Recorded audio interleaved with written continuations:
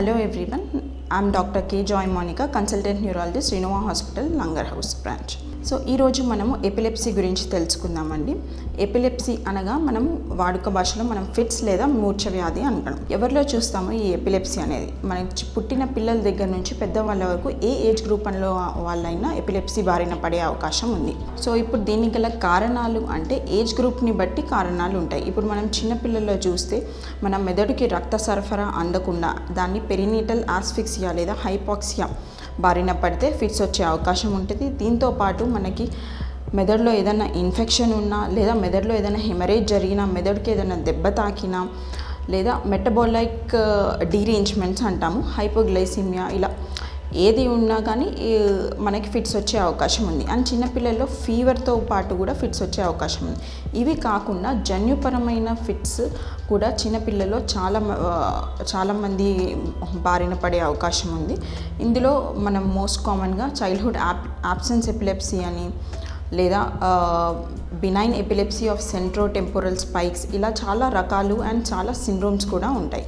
పెద్దవాళ్ళ విషయానికి వస్తే దీనికి గల కారణాలు స్ట్రోక్ లేదా ట్యూమర్ లేదా ట్రామా అంటే మెదడుకి దెబ్బ తాకడం వల్ల, లేదా మెటబాలిక్ డీరేంజ్మెంట్స్ అంటే షుగర్ ఎక్కువైనా తక్కువైనా, ఆల్కహాల్ ఎక్కువ తీసుకున్నా తక్కువ మోతాదులో తీసుకున్నా వచ్చే అవకాశం ఉంది.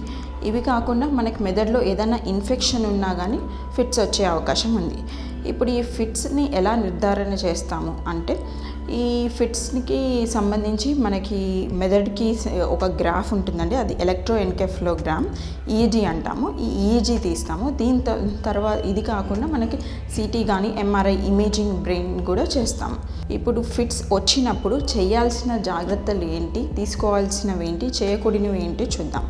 ఇప్పుడు ఒక వ్యక్తికి ఫిట్స్ వచ్చినప్పుడు ఆ వ్యక్తిని పక్కకి తిప్పి ఉంచాలి. దీంతోపాటు ఆ చుట్టూ ఏమన్నా షార్ప్ ఆబ్జెక్ట్స్ ఉంటే అవి తీసి దూరంగా ఉంచాలి.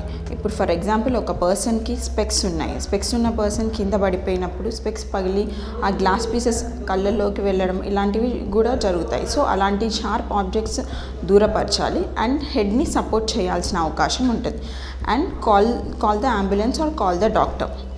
ఇవి కాకుండా మనము చెయ్యకూడనివి ఏంటి అని ఇప్పుడు విషయానికి వస్తే, ఆ సమయంలో మనము నీళ్లు తాగించడం కానీ, టాబ్లెట్స్ వేయడం కానీ, ఫుడ్ పెట్టడం కానీ చేయకూడదు. చుట్టూలా కొంచెము జనాలు గుమిగూడకుండా చూడాల్సిన అవకాశం ఉంది. ఇవి చేయకూడనివి. సో ఇప్పుడు మనము ఫిట్స్ వచ్చిన తర్వాత దీనికి ఈ కాజ్ని బట్టి ట్రీట్మెంట్ ఉంటుంది. సో ఇప్పుడు మెదడులో ఇన్ఫెక్షన్ ఉంటే ఆ ఇన్ఫెక్షన్ని ట్రీట్ చేయాల్సి ఉంటుంది, స్ట్రోక్ ఉంటే స్ట్రోక్ని ట్రీట్ చేయాల్సి ఉంటుంది. ఇవి కాకుండా మనకి ఫిట్స్కి సంబంధించి మందులు, చాలా రకాలమైన మందులు ఉంటాయి. అవి మీరు డాక్టర్ని సంప్రదిస్తే మీకు ఏది సెట్ అవుతుందో దాన్ని బట్టి చూసి ఫిట్స్ టాబ్లెట్ పెడతాము. సో ఇవి కాకుండా ఇంకొక విషయానికి వస్తే, మనము ఎన్ని సంవత్సరాలు ఈ ఫిట్స్ బిళ్ళలు వాడాలి అని ప్రశ్న ఉంటుంది చాలామందిలో. సో ఇవి ఏంటి అంటే సీజర్ ఫ్రీ పీరియడ్, అంటే సీజర్స్ అంటే ఆర్ ఫిట్స్ రాకుండా మినిమం ఒక 2 to 5 years వరకు ఉండాలి. సో దాన్ని బట్టి మళ్ళీ మనము ఆ పేషెంట్కి ఈజీ కానీ ఎంఆర్ఐ కానీ చూసి ఆ ఫిట్స్ డోస్ తగ్గించుకుంటూ ఆపే అవకాశం ఉంది. మన సమాజంలో ఫిట్స్ మీద చాలా అపోహలు ఉన్నాయి.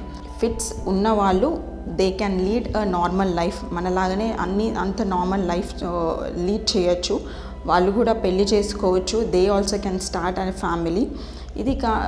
ఇవి కాకుండా ఇంకొకటి ఏంటంటే, ఒక్క జాగ్రత్త తీసుకోవాల్సింది ఏంటి అంటే, ఎపిలెప్సీ అంటే ఫిట్స్ ఉన్న పేషెంట్స్ డ్రైవింగ్ చేసే జాబ్స్లో, అంటే వాళ్ళ ఆక్యుపేషన్ డ్రైవింగ్లో ఉండకుండా ఉంటే అది మనకి సేఫ్. ఎందుకంటే డ్రైవింగ్ చేసే సమయంలో మనకి ఫిట్స్ వచ్చినట్లయితే అది ఇంకా వేరే ప్రమాదానికి దారితీసే అవకాశం ఉంటుంది.